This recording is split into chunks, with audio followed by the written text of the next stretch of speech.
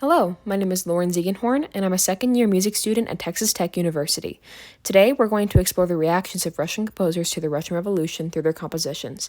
I will be examining the actions of these composers following the revolution and how their political standing and emotional reactions to the overhaul of their nation are evident in the themes they explore throughout the music they created.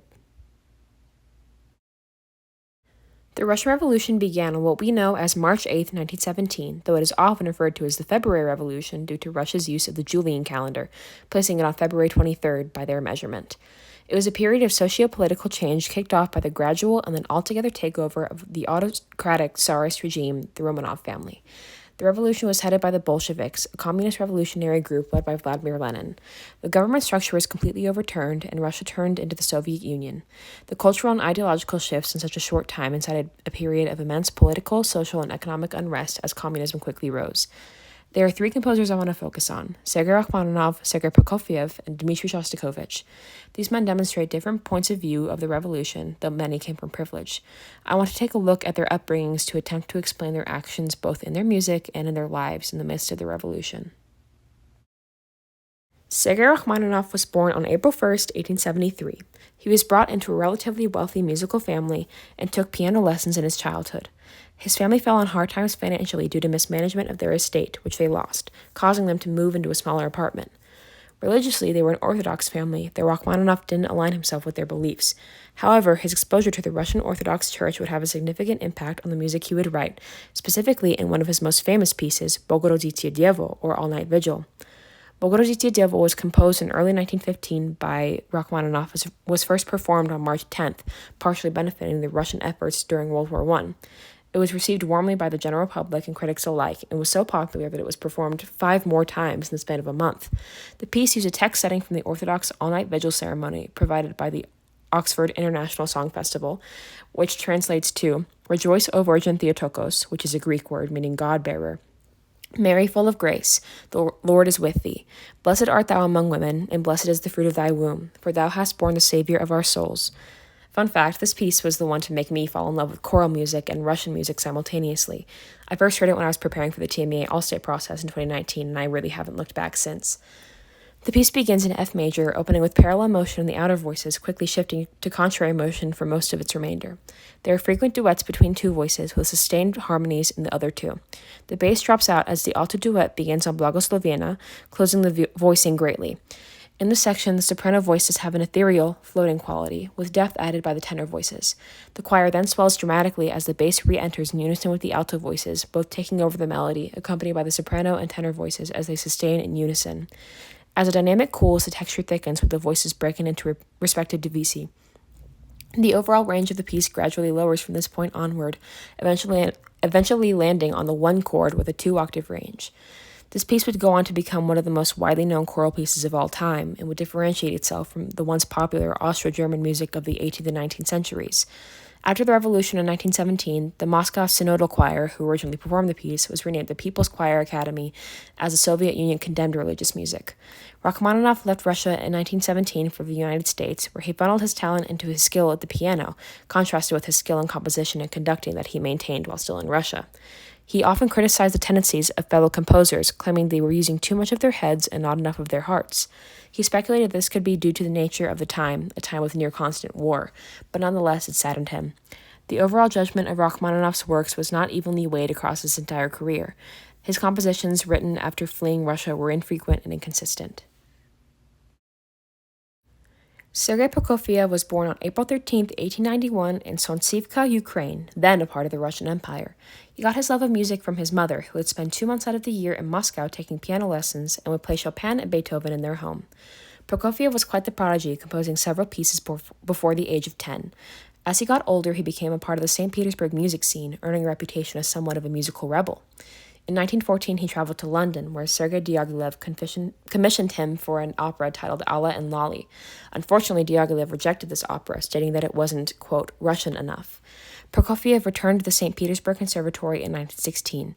Shortly after composing The Gambler, a 4-act opera, the February Revolution took place, halting the premiere. One of Prokofiev's most revered works is a score he wrote for the film Alexander Nevsky, an allegory for the Soviet Union's relationship with Nazi Germany.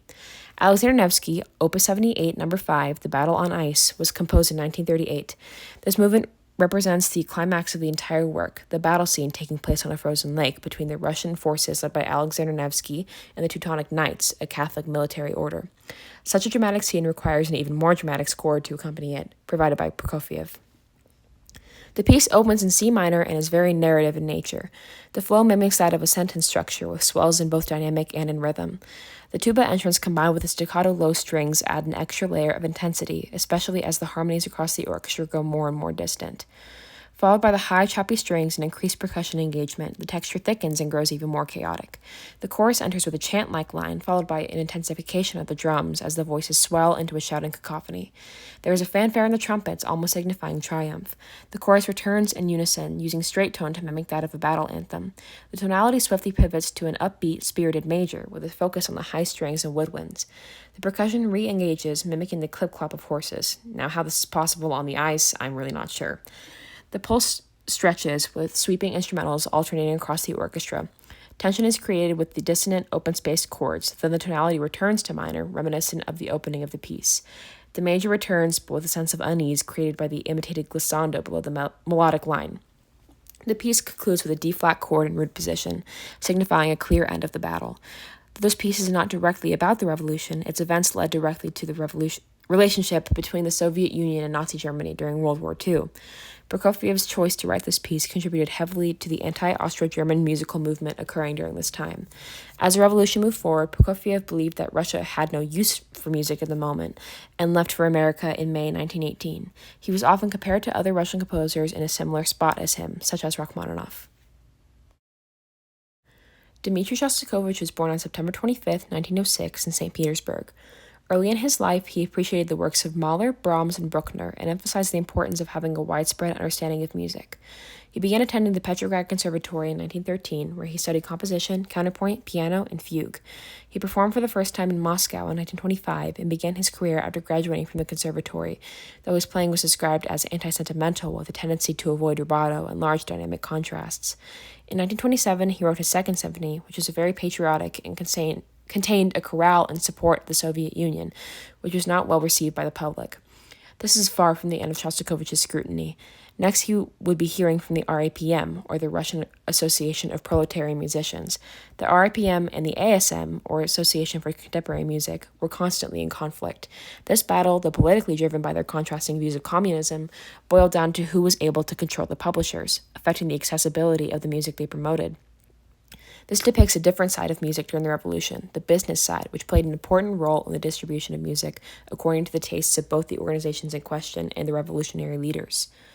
Against his wishes, his opera The Nose, a satirical opera based on the story of the same name by Nikolai Gogol, was performed in concert in June of 1929. Following its premiere, Shostakovich fell under harsh criticism from the RAPM, causing his work to be suppressed. Though he had been torn to shreds publicly, to avoid some ideological criticism, he began working at TRAM, a proletariat youth theater. He later premiered his opera Lady Macbeth of Mtsensk in 1934.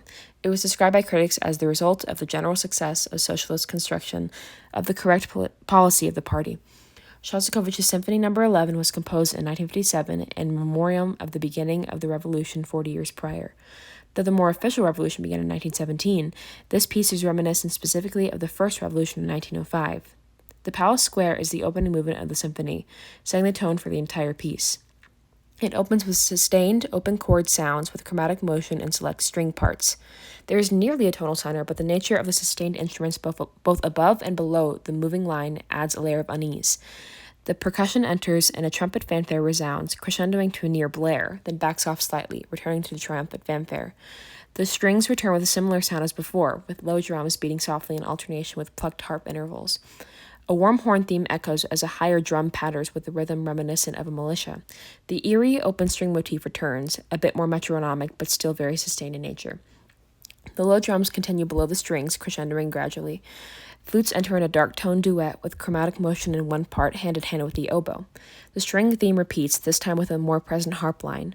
The military-like snare enters as the brass swells and the other percussion intensifies, creating a near-victorious sound cut by the dissonance across the orchestra, indicating that something is wrong. The focus shifts to low brass and strings, incorporating a bassoon solo echoed by the mid-high strings. There's a conversation-like figure between the trumpets, winds, and upper strings, with the lower strings and brass laying a low foundation. Instrument sections are even more separated now as the harmonic tensions rise. The conversation continues, now incorporating the bassoon solo from before. The snare enters again, inciting syncopated pizzicato in the low strings as the uneasy motif returns. A trumpet fanfare swells, then morphs into a duet with unpredictably resolving tritones and other dissonant harmonies. The movement closes with the same unsettled string motif, this time with a steady pulse and resounding trumpets. Shostakovich's choice to write this piece from a pro-Soviet perspective, depicting the revolution as a tragedy through the stifling of the fanfare time and time again, allows the listener to visualize the scene in the palace square and urges them to root against the uprising. Shostakovich would remain in Russia until his death in 1975. Socialist realism was an artistic movement that rose to popularity with the Soviet Union. Art in the Soviet Union was highly regulated and censored, so socialist realism expresses the virtues and politics of the Communist Party through realistic depictions of real-life events, or idealized versions of Russia under communism. The movement heavily contributed to the cult following of Joseph Stalin in the years following the revolution. Through Rachmaninoff's use of Orthodox texts in his music and Shostakovich's pro-Soviet perspective on the revolution of 1905, they not only contribute to their Russian sound, but immortalized the Soviet Union through their music. It is important to acknowledge that these three composers came from an amount of privilege that allowed them to live in the ways that they did.